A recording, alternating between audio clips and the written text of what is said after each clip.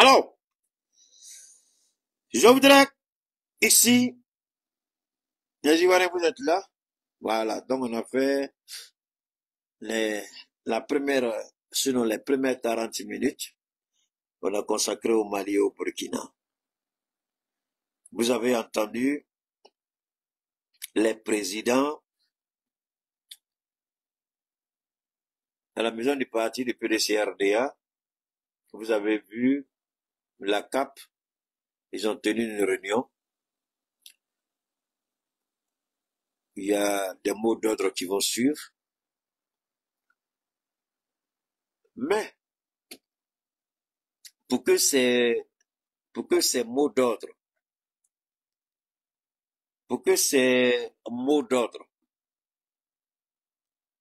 puissent avoir un impact sur la population, il faut que cette population elle-même comprenne pourquoi elle doit se battre aux côtés de ces leaders politiques-là.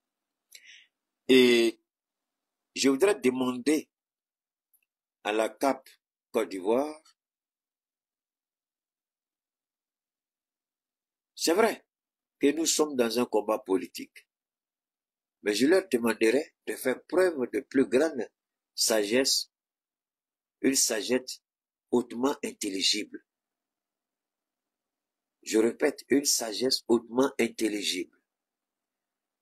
Laurent Gbagbo, oui, merci à toi Hervé. Laurent Gbagbo est en train d'amener les Ivoiriens à prendre conscience d'une réalité et faire en sorte que ce ne soit pas l'étiquette politique qui motive les Ivoiriens à se battre pour leur pays, pour eux-mêmes, mais que chaque Ivoirien comprenne l'impérieuse nécessité de dire c'est ma vie, c'est mon pays, c'est mon avenir, c'est l'avenir de mes enfants.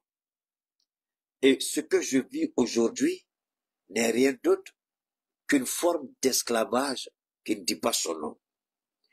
Laurent Gbagbo, fin stratège qu'il est, vous allez comprendre tout de suite ceci. Je vais vous ramener ici. Ici, d'abord, je vous permets d'écouter ça d'abord. Écoutons ceci. Écoutons ça.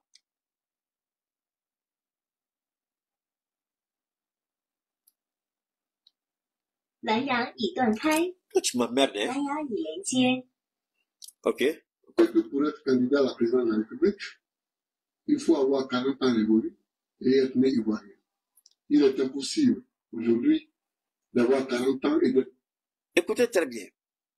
Ces propos de Laurent Gbagbo, c'était avant la crise post-électorale de 2010.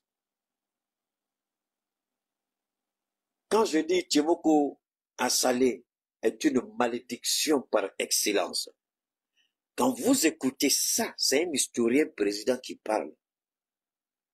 Il va vous expliquer tout de suite quelque chose sur la question de cette histoire de nationalité dans le code de la nationalité ivoirienne, dans la constitution ivoirienne.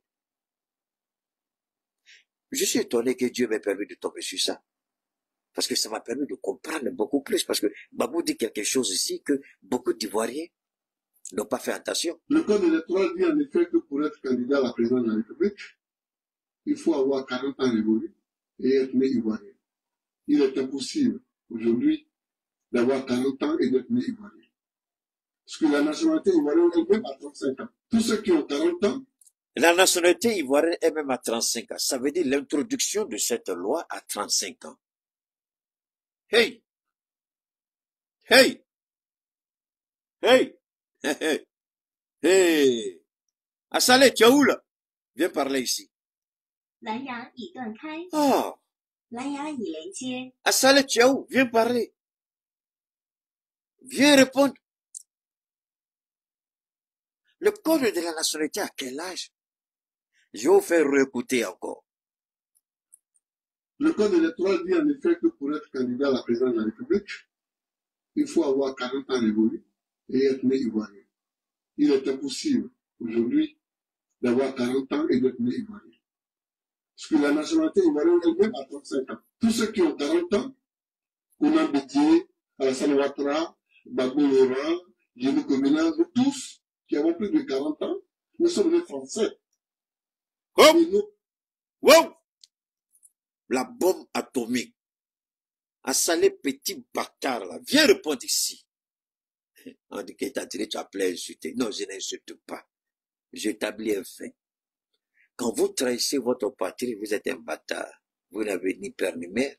Vous êtes un être vivant. Quand vous trahissez votre pays.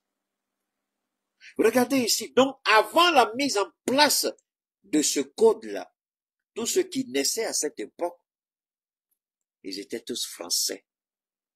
Hey! Et tu allais chercher ça là où? C'est Dieu qui donne. Nous, on ne fait pas recherche. On a assis et puis Dieu nous montre. On prend un travail. Hey! Hey! Gbagbo Laurent, faut répéter encore pour les Ivoiriens. Gbagbo Laurent, Djemou Komena, nous tous qui avons plus de 40 ans, nous sommes nés français. Et nos pères et mères sont nés français. Hey! Kumabana, moi j'ai fini pour moi. Chacun n'a qu'à faire son travail. J'ai dit pour moi, on continue. Alors, on va revenir ici. Hey, hein? Hey, attendez, hein? J'ai pas encore fini. J'ai une bombe pour vous. Parce que attendez, si je suis où là? Là, c'est, voilà. Voilà. On revient, ne soyez pas pressés, on revient. On revient ici. Il y a un élément important que je voudrais vous faire écouter. Ah, voilà. Merci. Merci au président Fologo. Merci, président Oufoué. Alors, on va écouter Oufoué d'abord. Écoutons ça. Nous voulons le changement. Nous le souhaitons dans ce pays. La condition que ce changement se perd dans la paix et dans l'ordre. Ce que nous cherchons dans ce pays, c'est la paix. La paix pour tous. Pas pour un parti, pas pour un autre. Pour tous les partis et pour tous les autres. Si nous sommes honnêtes, si nous voulons servir la même cause, la cause de ce pays, pour relever les défis du sous-développement. Ça, c'est en 1990, quand Gbagbo Laurent est rentré en Côte d'Ivoire après des décennies d'exil, au palais de la présidence, en sage et père de famille, le président de la République, chef de l'État, chef suprême des armées, chef suprême de la magistrature, en son rôle de père, grand-père, il parle à ses enfants. C'est ça, là, c'est ce côté humain d'Oufoué qui a fait de lui une exception. C'est ce caractère humain, même avec les multiples erreurs, fautes, Oufoué a pu rester digne jusqu'à la fin. Parce qu'il a compris quelque chose de fondamentalement important. Gérer un pays, ça demande plus qu'on ne peut l'imaginer.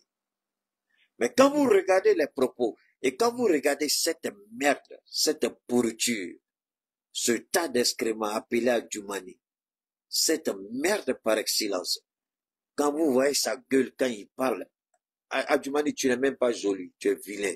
Donc quand tu parles, de toute façon, tu fais ta bouche là, avec ton poids là, je sais pas, tu fais combien de tonnes là. Hein? Oufoué est sage ici. Oufoué parle. C'est tout ce que Oufoué demande. Mais vous n'avez pas compris. Vous ne cherchez pas à comprendre. Oufoué parle ici. On va continuer à écouter Oufoué. Ce petit parti ne pourrait que nous servir. Et moi-même, déjà, vous m'avez beaucoup servi. Mon parti, c'était endormi pendant 30 ans sur le loyer de la victoire de 56 à 60. Grâce à vous, les gens se sont réveillés. Mais de grâce. Si vous voulez faire ça. Et le multipartisme en 90 m'a aidé. Ça permet au PDCRDA de se réveiller, d'être secoué pour que les poussières tombent. parce qu'ils pensaient que c'était un acquis. Et quand vous êtes venus, ils se sont rendus compte que tout le monde n'est pas forcément d'accord avec le PDCI. Donc ça permet au parti de se remettre en cause et de commencer à travailler comme un véritable parti. Ça, c'était au fond. Ça, c'était au fond. Ok. Et quand la voix du sang, mais je ne suis pas au rendez-vous du sang. Le sang n'a pas coulé en Côte d'Ivoire. Je ne suis pas au rendez-vous du sang. Le criminel Alassane Ouattara, le voyou Alassane Ouattara, le voleur Alassane Ouattara, l'assassin Alassane Ouattara, le rebelle Alassane Ouattara, le corrompu Alassane Ouattara, le destructeur Alassane Ouattara, le manipulateur Alassane Ouattara. Alassane Ouattara, vous faites affaire, plus de 30 ans de pouvoir, on n'a pas coupé tête de quelqu'un pour faire ballon en Côte d'Ivoire. Mais sous le régime de Ouattara, on a fait. On a traité Bédié d'ivoiritaire, mais sous son régime, on n'a pas vu quelqu'un couper tête de quelqu'un pour en faire un ballon. Gbagbo, on a tout dit sur lui, mais on n'a pas vu le régime de Gbagbo, quelqu'un couper tête à faire un ballon et puis se promener comme il veut. Ce qui s'est passé dans cette histoire de Gbagbo n'a rien fait. Ce que vous devez savoir, quand les gens ont parlé d'escadron de la mort, tout ça était fomenté par Alassane Ouattara et ses conseillers en communication. Ils ont introduit en Côte d'Ivoire des mercenaires pour tuer des Ivoiriens et faire croire que c'était le FBI qui était responsable de cela. Ils incitaient des gens à parler. Ils poussaient des gens à critiquer. Et moi, je me souviens, il y a H, le comédien H, qui a tué H. Le comédien H, je crois qu'il était à Bobo, je crois que c'était, il n'était pas RDR, contrairement à d'autres personnes. Je crois que le fait que le monsieur n'était pas RDR, il a été sauvagement abattu. On l'a tué, H. Moi, je savais pas qu'il était mort. C'est un jour comme ça, je regardais une de leurs pièces de théâtre, là. J'ai dit à le gars là même, on dit, mais tu n'es pas au courant, il dit, au courant de quoi, on dit, le gars il est mort. J'ai dit, comment ça? On dit, ah, d'en faire des choses là, Gbagbo Ouattara là. Parce que lui n'était pas Ouattara. Il était Gbagbo. Donc, les gars l'ont tué comme ça. J'ai dit, bon. Maintenant aussi, on dit, on faisait sortir les musulmans des mosquées pour les tuer. Mais quand il y a une crise,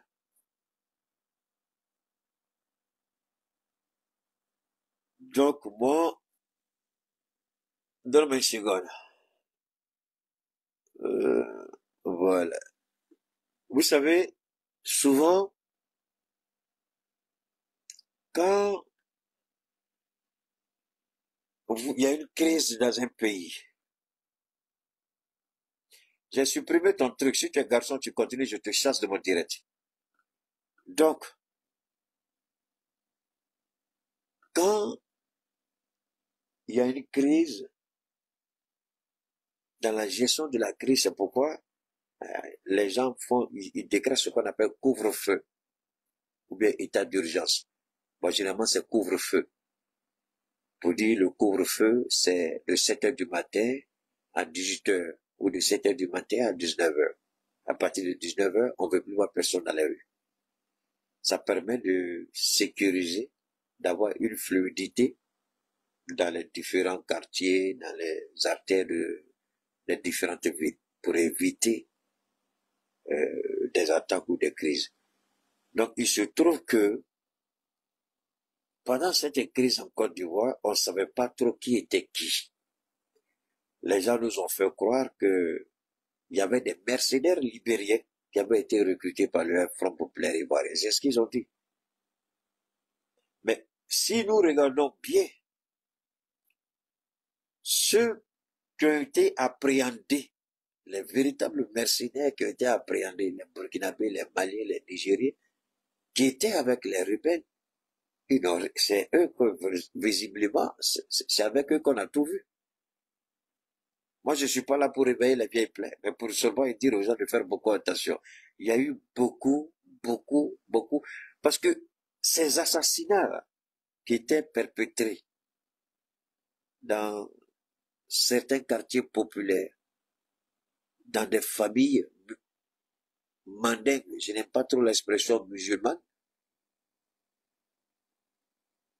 disons musulmane, dans les mosquées ou sur la voie en allant à la mosquée ou de retour de la mosquée ou dans les éruptions dans les cours communes, il y avait un seul objectif. C'était d'accuser Laurent Gbagbo d'enlèvement, de torture, d'assassinat ciblé, tous ces autres-là. L'objectif, c'était ça. Alors, si Ouattara n'a pas hésité à provoquer un charnier à l'ouest de la Côte d'Ivoire, ce n'est pas tuer 2-3 musulmans, 2-3 imams, 2-3 chefs de famille pour faire porter le chapeau à Laurent Gbagbo. Parce que même les gens qui témoignent là, après quand vous leur posez la question, les éléments simples de référence, les gens ne sont même pas en mesure de vous apporter ça. Parce que pour condamner quelqu'un d'un meurtre, il faut quand même, il y a des questions qu'on va vous poser. Il ne suffit pas de venir dire, ah, c'est Gbagbo qui nous a tués, dans quoi il vous a tué. Alors il faut expliquer la même scène. La même personne qui a rencontré qui raconte la même scène va vous donner 3, 4, 5 versions. Il dit, mais attends, où est la crédibilité dans tout ce que tu dis? La même scène vécue par la même personne, vous avez 3, 4, 5 versions différentes. Cela démontre qu'il n'y avait aucune part de vérité dans ce que les gens disaient. Nous ne disons pas que des gens n'ont pas été tués. Nous ne disons pas que des leaders religieux n'ont pas été tués. Nous ne disons pas que des femmes n'ont pas été violées. Nous ne disons pas qu'il n'y a pas eu d'agression dans des mosquées ou sur la voie. C'est pas ce que nous disons. Mais qui était derrière ces assassinats-là? C'est ça ma question. Ma question n'est pas de remettre en cause qu'il n'y a pas eu, mais est-ce que réellement c'était Simone qui était à l'origine, puisqu'il le disait, c'était l'escadron de la mort de Simone Gbagbo. Donc, on nous dit, donc la question c'est ça, c'est Norman Segon. Donc pour nous, la question c'est très simple, ce n'est pas de dire qu'il n'y a pas eu, mais c'est de savoir qui a fait. C'est de ça qu'a besoin la justice. Sinon les faits sont déjà là, les faits sont établis, mais qui a fait? Donc faisons beaucoup attention parce qu'Alassane Ouattara est un véritable manipulateur. Il a manipulé beaucoup de personnes. Du coup, toutefois, il peut revenir encore sur d'autres choses. Le seul bien que je puisse vous laisser en passant du courage pour savoir partir, ça c'est le climat de paix. Du reste, ne le trouvez pas. Que la politique ne vous dirige pas au contraire. Que vous ayez le même souci de servir le pays. Mais dans la paix, dans la vérité, dans la fraternité réelle, ne changez pas le pays de la vraie fraternité et n'agissez pas contrairement à ce que sont. Alors, ici, je vous en prie, je vais vous faire écouter ceci. Ce sont des médicaments en mouille. Écoutez ça d'abord. Voilà la similitude entre le président Félix Houphouët-Boigny et le président Koudou Laurent Gbagbo. La similitude se trouve dans la pensée créative, dans la pensée politique, dans la visée politique, l'obtention du pouvoir. Laurent Gbagbo et Houphouët-Boigny utilisent les mêmes armes que la politique offre. Je vous en prie, on va écouter Houphouët.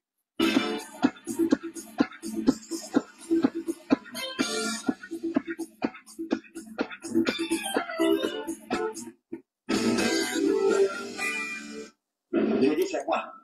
Non, mais seconde, je vais faire écouter, voilà, écoutez ça.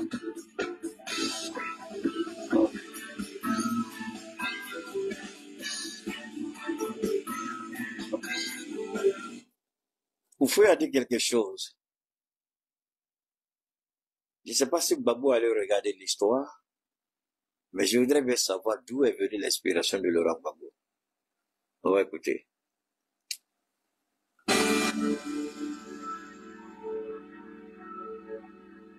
Et on est l'auteur de l'article, on nous a trop volé. On nous a trop volé. Ça, c'était au fouet. Pendant la colonisation, on nous a trop volé. Trop, c'est trop. On nous a trop volé. Trop, c'est trop. On nous a trop volé. Trop, c'est trop. Qui nous a trop volé? Alassane Ouattara. Qui nous a trop volé? RHDP. Qui nous a trop volé? Mamadou Touré. Qui nous a trop volé? Adjoumani. Qui nous a trop volé? Tous les cas de véreux, criminels, assassins du RHDP. Oufoué dit, c'est lui qui est l'origine. C'est Oufoué qui dit aux Ivoiriens, on nous a trop volé. Le colon là, il n'est pas mort. Le colon là, il est encore là. Oufoué demande aux Ivoiriens d'écouter coup de Laurent Gbagbo. Oufoué ne se reconnaît pas dans... Écoutez encore. Je dis, c'est quoi? Je vous donne un mille. Cet approché de moi, il m'a embarrassé. Il m'a demandé de continuer. Pendant la colonisation, Oufoué écrit un article, on nous a trop volé, pour soutenir et accompagner qui? Les planteurs. Ce qu'on a trop volé, on vous ouvre les bras. On va écouter Laurent Gbagbo tout à l'heure. Mais regardez,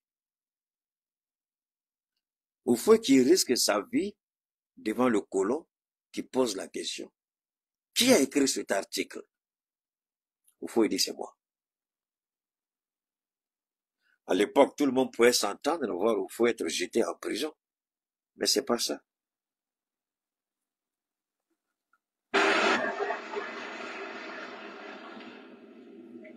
Mais le colonialisme, en ce temps-là, était très puissant. On a mobilisé tous les colons. Il n'y avait pas de route entre Abidjan et Abengourou, direct. Il fallait passer par le chemin de fer et arriver à Abidjan, prendre le bateau pour aller à Benjerville. Et voilà que tous les coupeurs de bois, les commerçants, exposent sur la place publique tous les camions démobilisés à cause du comportement d'un petit médecin africain. Oufoué dit ici aux Ivoiriens, permettez-moi de rafraîchir la mémoire de mes frères ivoiriens.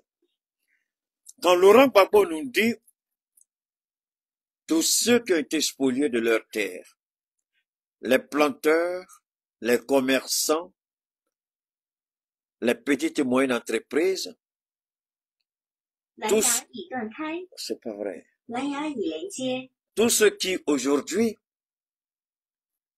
vivent mal de leur travail, tous ceux qui aujourd'hui subissent l'injustice de ce régime. Depuis la dernière fois, pour être honnête avec vous, je me disais, j'ai envie de chercher la vidéo où Mahatma Gandhi, après la violence du colon anglais, il demande aux Indes, aux Indiens, aux Hindous, aux Indiens, je ne sais pas trop, il a demandé la mobilisation, ça ferait l'immobilisation totale de l'Inde. Que aucun, vous boycottez tout, le boycott national. Et ce boycott-là a payé. Le colon a appelé Gandhi pour aller discuter. Voilà comment les gens nous disent, mais la non-violence, Martin Luther King, Mahatma Gandhi, d'ailleurs, Oufoué a été inspiré par Gandhi et Martin Luther King, c'est C'est eux qui ont beaucoup façonné au fond. Il a beaucoup aimé, c'est pourquoi il s'inscrit dans cette philosophie de non-violence. Mais l'expression non-violence, en réalité, n'existe pas, hein, parce que pour que on voit en vous l'homme non-violent, c'est parce que vous faites violence sur vous-même. Donc, vous vous violentez psychologiquement, vous vous violentez intérieurement pour que la violence physique et externe n'apparaisse pas. Donc, il n'y a jamais, jamais, jamais dans la vie d'un être humain, la non-violence n'existe pas. Vous faites violence sur vous-même pour éviter d'adopter certaines postures, c'est tout. Alors, donc, le mot du fouet, on nous a trop volé, a immobilisé en Côte d'Ivoire. Tout le monde l'a écouté. C'est cette mobilisation. Il faut que les Ivoiriens aillent se ressourcer dans l'histoire. Il faut que les Ivoiriens comprennent. Nous avons en face de nous quelqu'un de criminel. La colonisation n'est pas partie. La colonisation est revenue sous une autre forme. L'esclave de salon dont nous parle Thomas Sankara. L'impérialisme est un mauvais élève. Vous le chassez, il revient sous une autre forme. Et Alassane Ouattara est l'exemple pathétique et pitoyable. Ils veulent tuer. Ils veulent blesser. Ils ont ce langage-là, on ne tolérera pas la chienlit, le désordre, la paix. Mais il y a une façon de mettre le pays à genoux. C'est à ça que les Ivoiriens doivent commencer à réfléchir. Qu'est-ce que les Ivoiriens veulent? Gbagbo a dit, je n'ai pas besoin de ce combat. On l'a toujours dit, il n'a pas besoin de ça. Tidjane Thiam aurait pu continuer à engranger ses centaines de millions par mois, et puis il est assis tranquille. Quelqu'un doit mener ce combat. Et pour que cette personne atteigne les objectifs du combat, le peuple doit être avec la... Vous avez entendu tout à l'heure, quand je vous ai fait passer les quelques mots du porte-parole des assises que lui au Mali. Vous avez vu comment la salle exhibait, manifestait sa joie à travers des applaudissements et des cris, parce que c'est ce qu'il voulait. Je répète encore, les Ivoiriens doivent se ressourcer. Beaucoup d'animaux sauvages, puisque... Pardon, Foué. Les Ivoiriens doivent se ressourcer. Les Ivoiriens doivent aller s'imprégner d'une énergie positive. Les Ivoiriens qui le retournent écouter au fond, qui a osé affronter le colon, et demander qu'il y ait un boycott national. Il a demandé que personne, les colons, j'ai eu peur de lui, on dit, mais c'est toi là qui as l'origine de tout ça. C'est à cela que la Côte d'Ivoire doit arriver. Lorsque le mot d'ordre sera lancé. Faire en sorte que le pays soit paralysé. Il y a plusieurs moyens de lutte. Il y a les protestations, il y a les contestations, il y a les marches. Mais n'oubliez pas que c'est le même Ouattara qui avait donné l'ordre en 92 de liquider Simone Gbagbo, le 18 février 1992. Donc Gbagbo, inspiré de l'expérience des années passées, Gbagbo sait très bien que l'homme qui est en face de lui est un criminel sans foi ni loi. C'est pourquoi il a dit, quand votre adversaire vous attend dans la rue, faites attention. Je sais qu'ils sont là, ils m'attendent. Mais il a plusieurs façons. Moi, je ne fais que donner la primeur. Mais c'est des choses qui vont développer. Le boycott sera un boycott actif. Il faut impliquer même les élèves dans ce boycott. Les syndicats dans ce boycott. Personne ne va travailler. Vous ne roulez pas. Il n'y a pas de marché.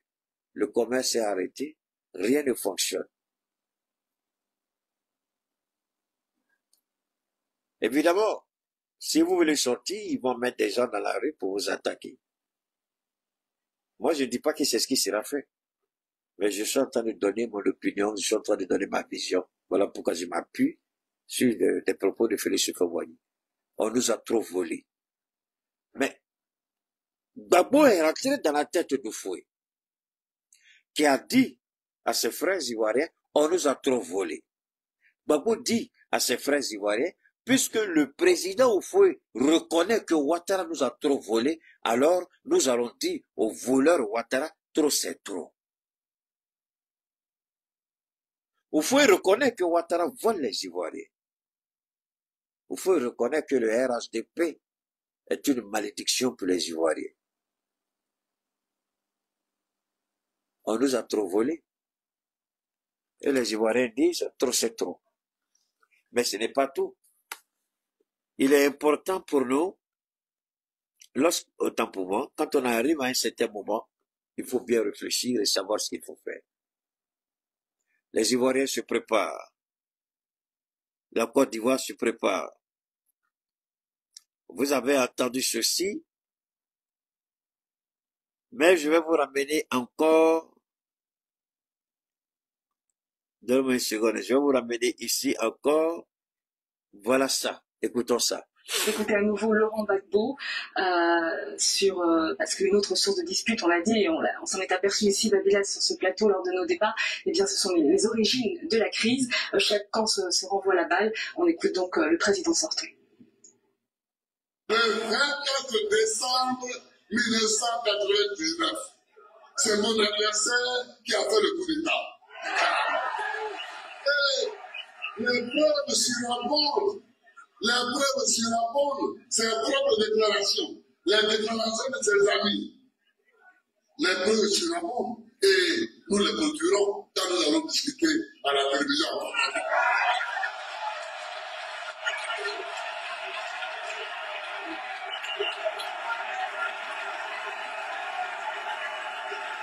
Je suis aujourd'hui. Parce que, comprenez-nous bien, moi, je n'attends pas quelqu'un pour ce qu'il est. J'attends quelqu'un pour ce qu'il fait. Parce que les faits laissent toujours des traces. Le 24 décembre 1999, c'est mon adversaire actuel qui est l'auteur du coup d'État qui a envoyé Konamidi à l'exil.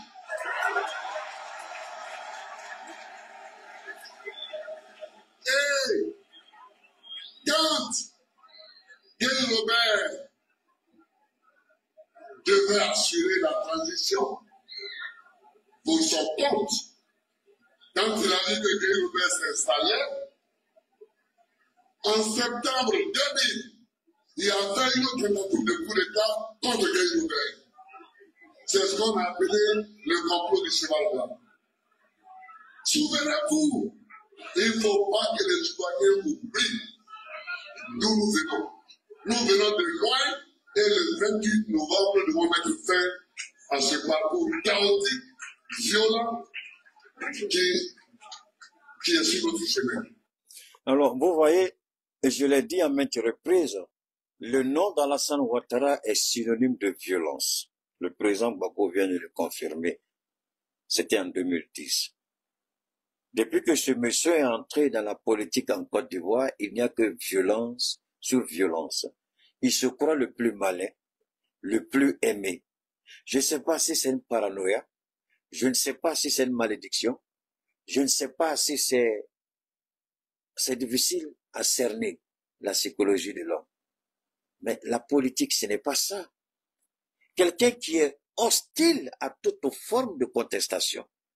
Quelqu'un qui est hostile à toute forme d'opposition.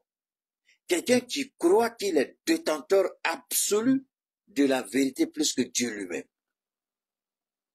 Alassane Ouattara, s'il a les moyens, il va dire à Dieu, quitte-la moi, je vais m'asseoir à ta place. Sacrilège. C'est ça qui est dangereux. Et Dieu montre à Ouattara qu'il n'est rien qu'un ancien spermatozoïde et un futur cadavre. que Ouattara ait le courage et l'audace de s'affronter lui-même chaque matin devant une classe. Quand il se réveille, qu'il prenne ces vieilles photos-là, du FMI ou de la primature en Côte d'Ivoire. Il prenne ces photos et chaque matin, il se regarde dans le miroir et puis il regarde ses photos. S'il est la même personne, c'est là que tu te rends compte que Dieu n'est pas le camarade de quelqu'un. Le monsieur est mauvais et foncièrement dangereux. Son parcours est chaotique, violent. Il ne fait pas de la politique. Il fait l'intimidation, le chantage et il commet crime après crime. C'est ce que Gbagbo a dit, il est temps qu'on mette un terme à cela. Et il appartiendra aux Ivoiriens de se poser la question si il faut continuer avec cette voie ou il faut tourner la page. Parce que si les Ivoiriens pensent que Tidjane Thiam mérite ce qui lui est arrivé, d'ailleurs cela me donne une opportunité. Vous pouvez aller regarder Chris Yapi si cela vous chante. Si vous connaissez Chris Yapi, dites-lui que je viens de lui déclarer la guerre. Parce que Chris Yapi est maudit. Chris Yapi est maléfique. Chris Yapi est satanique. Ce qui est dangereux, il persiste dans ses bêtises. Il veut entraîner les Ivoiriens avec lui. Moi, je dis, je ne suis pas d'accord avec Tidjane Thiam. Vous le savez. Ces premiers jours, j'ai été violent avec lui. Sur les antennes même de Isaac Kofi, lui, il est PDC. Ce monsieur Isaac ne m'a jamais fermé son micro parce que j'attaque Tidjane Thiam. J'ai attaqué Tidjane Thiam à maintes reprises. Mais aujourd'hui, je me dis, attends, les attaques contre Tidjane Thiam là, je les mets dans la balance. Aujourd'hui, attaquer Tidjane Thiam, d'accord, par rapport à ceci, cela. Quand je mets dans la balance, par rapport à la Côte d'Ivoire, par rapport aux Ivoiriens, par rapport aux enjeux, j'ai dit non, il faut laisser ça. Ce qui est important, c'est là. Et Chris Yapi est en train de manipuler toute la Côte d'Ivoire. Chris Yapi, il devient dangereux et nuisible. Il n'est plus. Vous pouvez aller le regarder. C'est votre problème.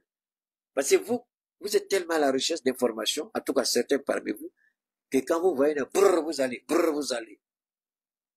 Il va créer la confusion dans votre esprit. Parce que Chris Yapi aujourd'hui, si moi j'étais, acteur du PDC, j'allais porter plainte contre Chris Yapi. Le chercher par tous les moyens et mettre la main sur lui. C'est un farceur, c'est un idiot, c'est un raté, c'est un dévergonné, c'est un malhonnête Chris Yapi. Il ment. Il distrait les Ivoiriens. Au moment où la Côte d'Ivoire est à la croisée des chemins, lui qui se prétend être défendeur de Laurent Gbagbo, parce que vous savez, c'est un petit rigolo, un petit plaisantin. Parce que ces 2 jours, je l'ai allumé, donc il allait chercher des vieilles vidéos, il a fait couper-coller, et puis j'ai vu que vous êtes allé regarder. Tidjane Thiam est pris dans son propre piège. Dans quel piège il a été pris? Qu'est-ce qu'il a fait? Parce qu'aujourd'hui, là, cet idiot de Chris Yapi là, vous l'écoutez, vous le suivez, vous vous détournez de votre voix. Ce qui arrive à Tidjane Thiam, si on laisse perdurer, pourrait arriver à n'importe qui parmi les Ivoiriens. Il s'agit de combattre ici là, la forfaiture.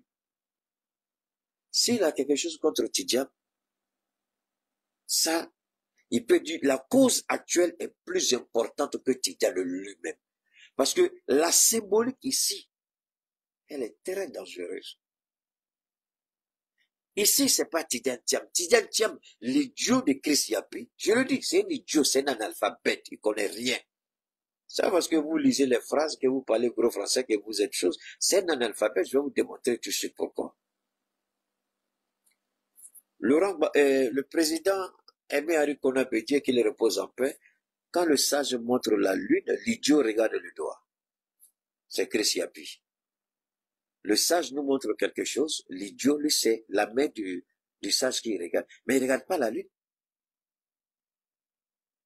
Il ne s'agit pas, Tidjane Thiam ici, c'est un prétexte. L'analphabète, il n'a pas compris, Christian Pi. Tidjane Thiam ici, c'est un prétexte. C'est le PDCI qui est visé. Le PDCI est sur la voie d'Alassane Ouattara. Ouattara veut demeurer au pouvoir toute sa vie. Ou faire de la Côte d'Ivoire le royaume déclaré de ses privilèges. S'il met la main sur le PDCI, c'est fini. C'est fini, il aura atteint ses objectifs. Donc, il a une visée beaucoup plus grande que la personne de Tidjane Thiam. Et Tidjane Thiam n'est qu'une victime collatérale dans la recherche de la conservation du pouvoir d'Alassane Ouattara. Tidjane Thiam, je le répète, est une victime collatérale. Salut à toi, Kossi. Tidjane Thiam ici est une victime collatérale. L'objectif recherché, l'objectif premier, c'est décapiter le PDC RDA et le placer sous tutelle. Dès que le PDC est placé sous tutelle, le PDC, politiquement, juridiquement, n'a plus de voix. Ils peuvent voler les élections, faire ce qu'ils veulent. C'est parce que le PDC se donne la main et voilà pourquoi Gbagbo a dit nous n'allons pas laisser le PDC mourir. Mais l'idiot de Christian Pi n'a pas compris. Gbagbo montre la lutte, l'idiot c'est la main de Gbagbo, il regarde. Nous n'allons pas laisser le PDC mourir. Est-ce qu'il a compris le français ici? Quand je dis il n'est pas analphabète, quand il dit il est analphabète, voilà c'est ici. C'est après les propos de Gbagbo qu'il a sorti cette bêtise que vous êtes allé regarder là. Moi, j'étais abonné à sa chaîne. Moi, je vais me désabonner. Tout ce que je finis mon direct, je me désabonne de Christian Pi. Et puis je le bloque, je ne vais même plus voir quelque chose de Christian Pi. Parce qu'il est malhonnête. Il n'est pas bien. Les Ivoiriens vivent leur survie politique. Ils vivent leur survie en tant qu'État, en tant qu'individu, en tant qu'Ivoirien. Et la menace aujourd'hui, c'est Alassane Ouattara. Mais beaucoup d'Ivoiriens sont dans la même position que Tidjane Thiam. Beaucoup d'Ivoiriens qui ont des ambitions politiques. Alors, s'il dit Tidjane Thiam est pris dans son propre piège, donc c'est à tous ces Ivoiriens-là qui parlent. C'est ça, c'est comme ça qu'on fait la politique chez eux, là. Et c'est ça, les Ivoiriens, vous leur avez accordé trop de crédit, ce gars-là. Vous lui avez accordé trop de crédit. Il n'en vaut pas la peine, il n'en vaut plus la peine. Il n'en vaut plus la peine. Parce que visiblement, il n'a plus les moyens. Si vous avez remarqué, il ne peut plus produire de choses d'enquête encore. Parce que Ouattara a verrouillé son entourage. Non, vous n'avez pas besoin d'écouter Keïta. Hein. Regardez Christian Pi. Ouattara a verrouillé son entourage. Christian Pi ne peut plus. D'ailleurs, même c'est nous-mêmes qui parlons plus maintenant de la santé. C'est la guêpe même qui parle plus de la santé de Ouattara que Christian Pi. C'est la guêpe même qui parle plus de la santé de Ouattara que Christian Pi. L'entourage de Ouattara est verrouillé. Christian Pi n'a plus les informations comme avant. Yeba, là, le petit Ivoirien qui est au Canada, là, lui aussi, il a plus d'informations aujourd'hui que Christian Pi. Donc finalement, il est en train de se convertir, mais maladroitement, pour devenir analyste, au même titre que nous. Mais petit, tu m'arriveras jamais à la cheville, parce que tu es malhonnête. Dans la vie, il faut avoir... Moi, j'ai attaqué Tidjane Thiam. Ce que j'ai reproché à Tidjane Thiam, là, c'est ça qui est là. J'ai dit, si tu viens avec un costume de banquier, là, tu ne gagneras jamais le pouvoir. Tu mets ton costume là de côté, tu vas retrousser tes manches, et puis tu vas au charbon. Ouattara ne connaît que quand tu es sur le terrain. Et c'est ce que Tidjane, quand il a commencé à faire ça, et quand il a commencé à avoir un discours consistant, j'ai dit, voilà, je te retrouve maintenant.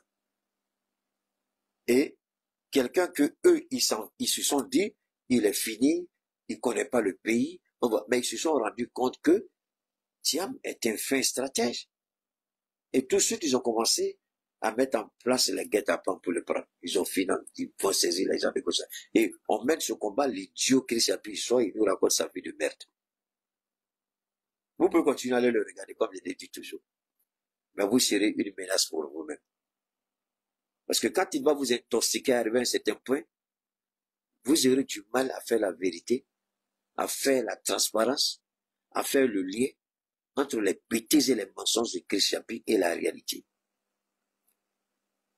Aujourd'hui, regardez-le, il est à court d'enquête. Je répète, il est à court d'enquête. Il n'a plus d'éléments pour faire enquête. Donc, Tidiane Thiam, il veut se relancer maintenant, il va prendre ses anciennes vidéos là pour venir dire qu'il avait raison. Bâtard là, tu n'as pas raison. Tidiane Thiam n'est pas ton camarade. Si tu es un garçon, il faut sortir.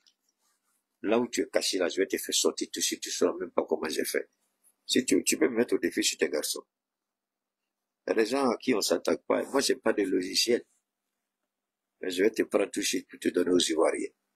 Alors donc, ce qu'il faut retenir, encore une fois de plus, je le dis,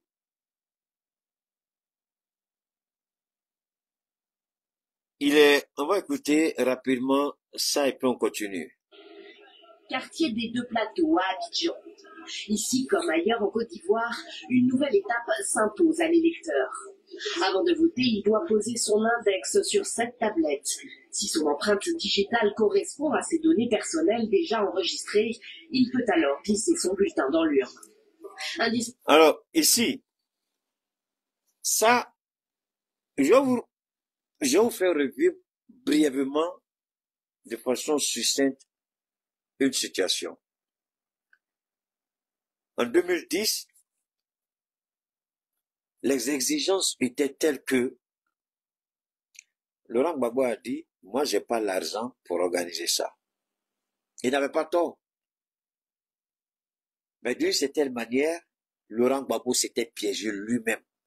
Parce que Laurent Gbagbo venait de tronquer la souveraineté de l'État de Côte d'Ivoire à la volonté impérialiste, aux mondialistes. C'était l'erreur qu'il avait commise sans se rendre compte, Laurent Gbagbo. Gbagbo n'aurait jamais dû accepter que les Nations Unies financent l'élection présidentielle en Côte d'Ivoire. Mais les exigences du criminel voleur, menteur, corrompu, assassin Dramane Ouattara étaient telles que il a tellement exigé que même aux États-Unis, on n'a pas un tel système. La Côte d'Ivoire, en 2010, les élections ivoiriennes ont été la seule élection la plus chère financée par les Nations Unies dans toute l'histoire de cette institution. L'ONU n'a jamais financé à un tel niveau, à un tel montant, une élection dans aucun pays au monde. Ce fut une seule fois la Côte d'Ivoire et la facture était salée. C'est au regard de cette facture salée que la France et les États-Unis de Barack Obama, on ne peut pas financer ça et notre candidat ne peut pas ne pas gagner. Mais Gbagbo n'avait pas vu ça comme ça. Alors, regardez l'ironie du sort. À cette époque, Alassane Ouattara devient exigeant, presque le mot exigeant. Mais voilà que maintenant, lui, après avoir volé pendant 15 ans, le pays est en paix, le pays est réunifié. On lui dit de mettre les mêmes conditions qu'il a exigées de Laurent Gbagbo en 2010, il refuse les mêmes exigences. Des morts sont enregistrés, des gens sont déplacés d'un lieu de vote à un autre lieu de vote. Une personne peut mettre au moins 500 personnes. Des filles, des enfants de 4 ans mettent des centenaires au monde. Des enfants sont plus âgés que leur papa. Alors que lui, il avait insisté sur le système biométrique. Mais à son tour, il refuse tout ça. On vous dit que toutes ces données existent. Mais la question que vous devez vous poser, si ces données biométriques existent, mais comment la liste électorale est aussi souillée, corrompue et manipulée jusqu'à ce point? Parce que tout ça, c'est de la poudre aux yeux. C'est ce qu'on dit pour faire croire et aux Ivoiriens et à la communauté dite internationale que tout se fait dans la transparence. Mais dans la pratique, vous avez entendu affinger ça. C'est un bureau dirigé par le représentant direct, un parent d'Alassane Ouattara, nommé par Alassane Ouattara, c'est lui qui gère le bureau informatique de la Commission électorale indépendance. Et ce n'est pas seulement le bureau informatique, c'est la section informatique chargée de l'inscription des Ivoiriens sur la liste électorale. Donc, ce qui nous permet de comprendre cette fraude massive sur la liste électorale. Et maintenant, cette partie-là, je voudrais la partager avec vous. Je n'ai pas encore fini. Puisqu'ils ont dit que le petit, puisqu'ils nous ont dit que Tidjane Thiam il n'est pas ivoirien, je ne sais pas, on va voir. Je vais vous faire écouter quelque chose, peut-être que cela pourra nous aider, de vous à moi peut-être. Je vais rapidement revenir encore. Une seconde, hein. Vous pouvez écouter ça. Mes sœurs n'ont pas d'enfants.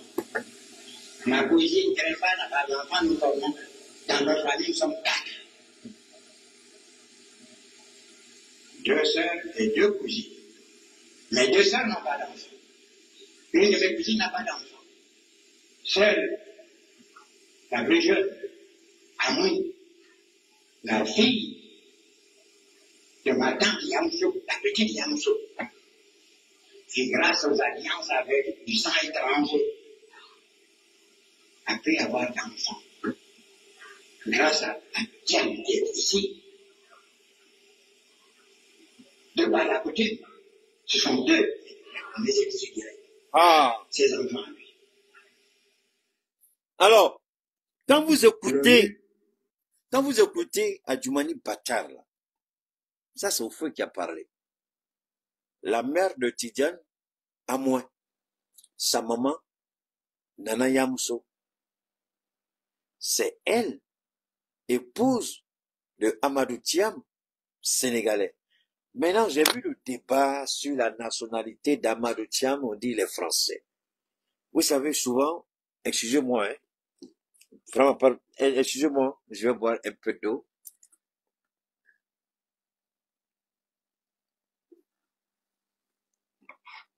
Souvent, il y a des questions que moi je me pose. Je vais être honnête avec vous. Quand je vois des Ivoiriens, pas même des Ivoiriens, quand je vois certaines personnes engagées dans des polémiques, dans certains débats, la question que je me pose personnellement, je dis, Dieu, vraiment,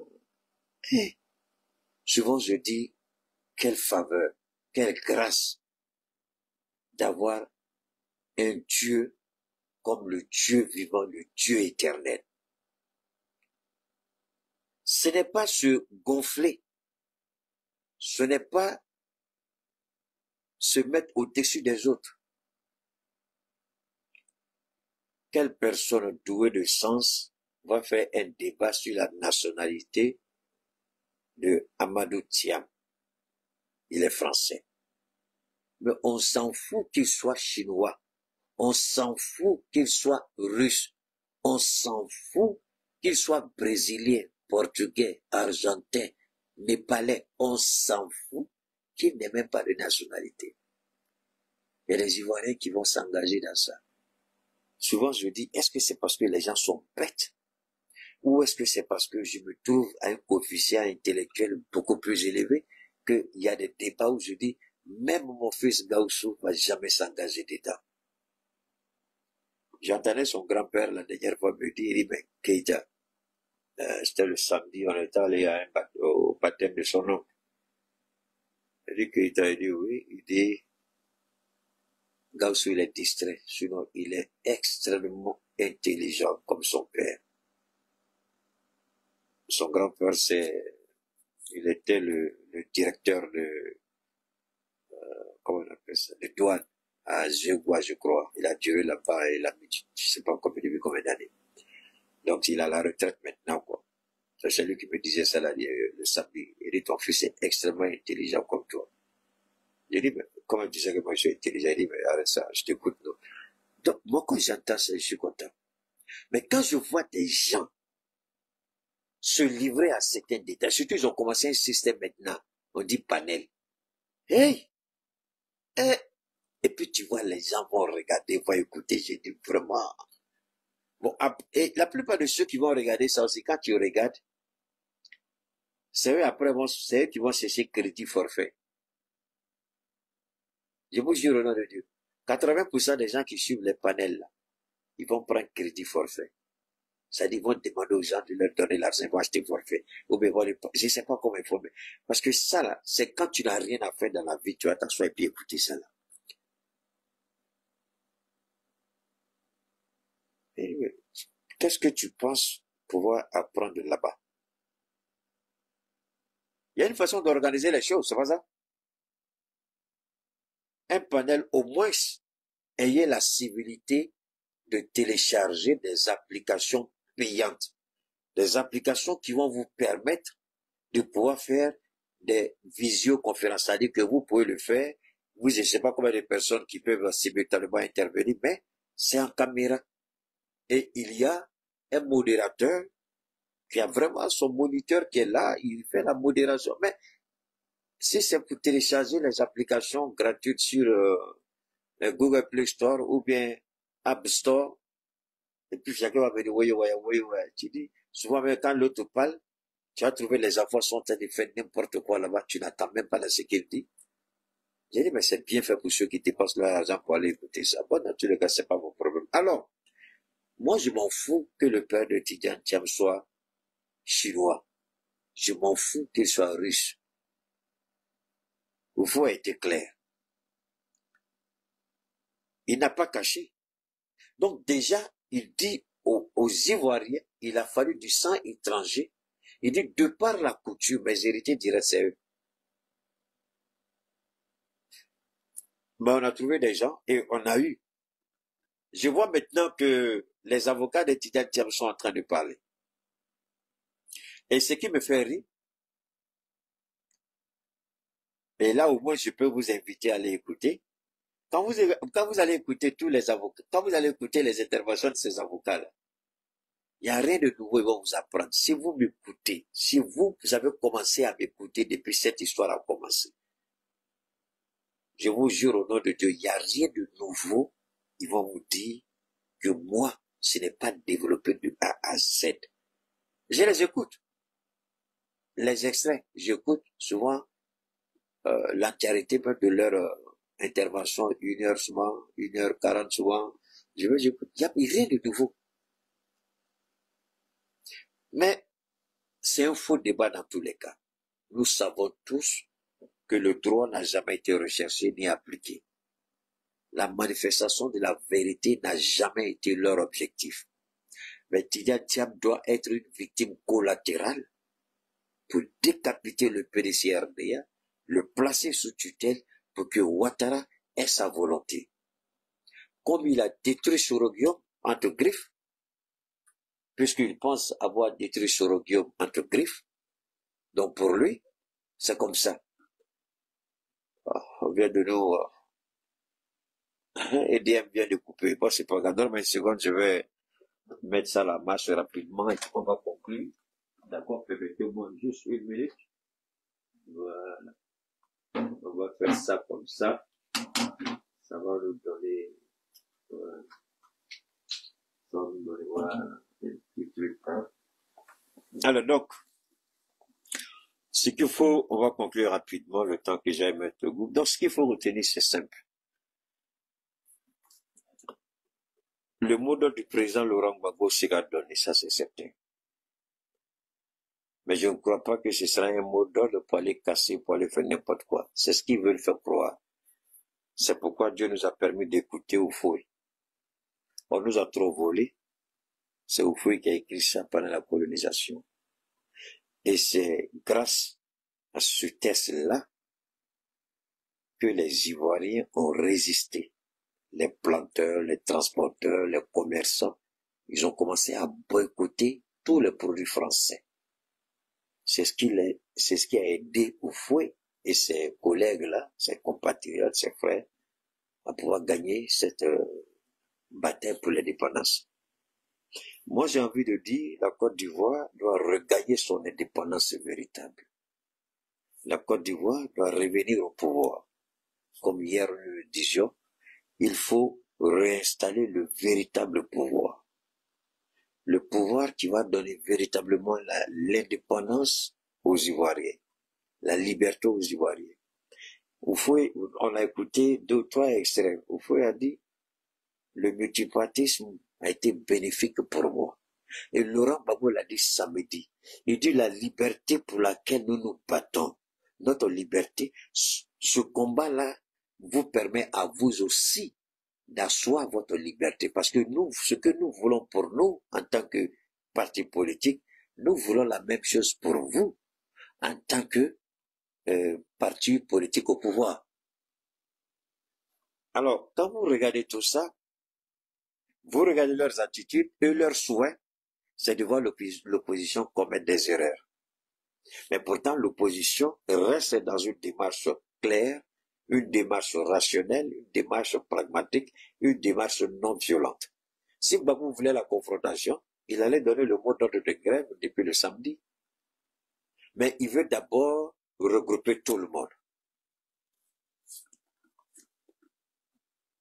Attendez, la question, la fois, elle est posée à ta maman, d'accord? Ta maman va te répondre. Idiot, c'est moi qui te réponds.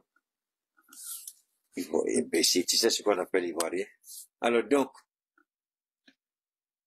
je répète une dernière fois, il est important que les Ivoiriens n'oublient jamais ça. Il est important que les Ivoiriens restent soudés. Dispersés, ils ne pourront rien atteindre. C'est pourquoi je vais demander à la coalition encore. Simon Gbagbo, PDS, tous ces autres-là. Pour le moment, vous faites fausse route. Gbagbo a redéfini l'appel de Bonoa. C'est pourquoi il a amplifié avec la mise en place des mouvements citoyens. Trop c'est trop, comme Houphouët l'a fait. On nous a trop volé. Houphouët, on nous a trop volé. Et Gbagbo revient, trop c'est trop. C'est pourquoi ceux qui connaissent pas trop cette politique de grandeur voient Laurent Gbagbo toujours comme autre chose. Celui qui dissocie la vie politique de Laurent Gbagbo, c'est vrai qu'il a été mal compris à le président Houphouët, les deux, il y avait une certaine compréhension parce qu'il n'y avait pas de communication, mais en réalité, quand vous regardez, moi je peux vous dire, sans résumer tromper, après Henri Konaté dit le véritable héritier de Houphouët, alors Gbagbo même l'a dit une fois, le véritable héritier de Houphouët, c'est Laurent Gbagbo, sur tous les plans. C'est pas Alassane Ouattara. Alors les Ivoiriens doivent se poser une question. Qu'est-ce qu'on veut? Le Mali, c'est pourquoi je dis aux Ivoiriens, vous avez une marge de manœuvre, regardez par la fenêtre. Regardez le Mali, regardez le Burkina, regardez le Niger. C'est vrai que nous sommes confrontés aujourd'hui à des défis sécuritaires liés à ceux qui veulent forcément nous voir être déstabilisés. Mais malgré ça, nos présidents se battent pour maintenir cette stabilité dans nos États. Mais il appartient surtout aux pays frontaliers là de regarder un peu ce qui se passe chez nous. Nous avons cette indépendance véritable. Moi, je vais vous dire une chose. Si la France veut faire tomber Ouattara aujourd'hui, au nom de Dieu, Ouattara ne fera pas une seconde pouvoir. Parce que le renseignement ivoirien n'est pas un renseignement. Le renseignement ivoirien, ce sont les, comment on appelle ça? Ce sont les petits commis, les petits facteurs de la DGSE. Mais, il appartiendra une dernière fois aux Ivoiriens de voir ce qu'ils veulent faire. Il appartiendra aux Ivoiriens, dans une seconde, permettez-moi, voilà. Il appartiendra aux Ivoiriens de décider. Il appartiendra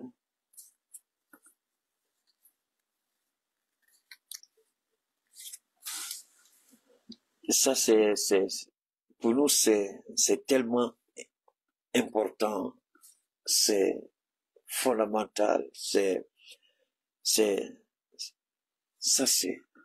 Alors, une dernière fois, Nous disons encore aux Ivoiriens de serrer la ceinture.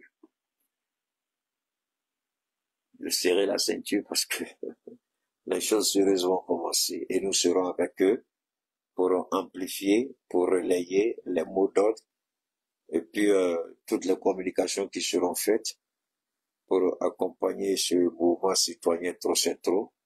On fera le maximum pour vous aider les uns autant que les autres. D'ici là, portez-vous bien, on garde le contact. Alors, la première chose, abonnez-vous à cette page, cliquez sur le bouton s'abonner qui s'affiche juste en bas. Et la deuxième chose, cliquez sur la cloche de notification pour ne rater aucune des vidéos que je publie ici très régulièrement. Retrouvez KDV Africa sur YouTube, Facebook, TikTok.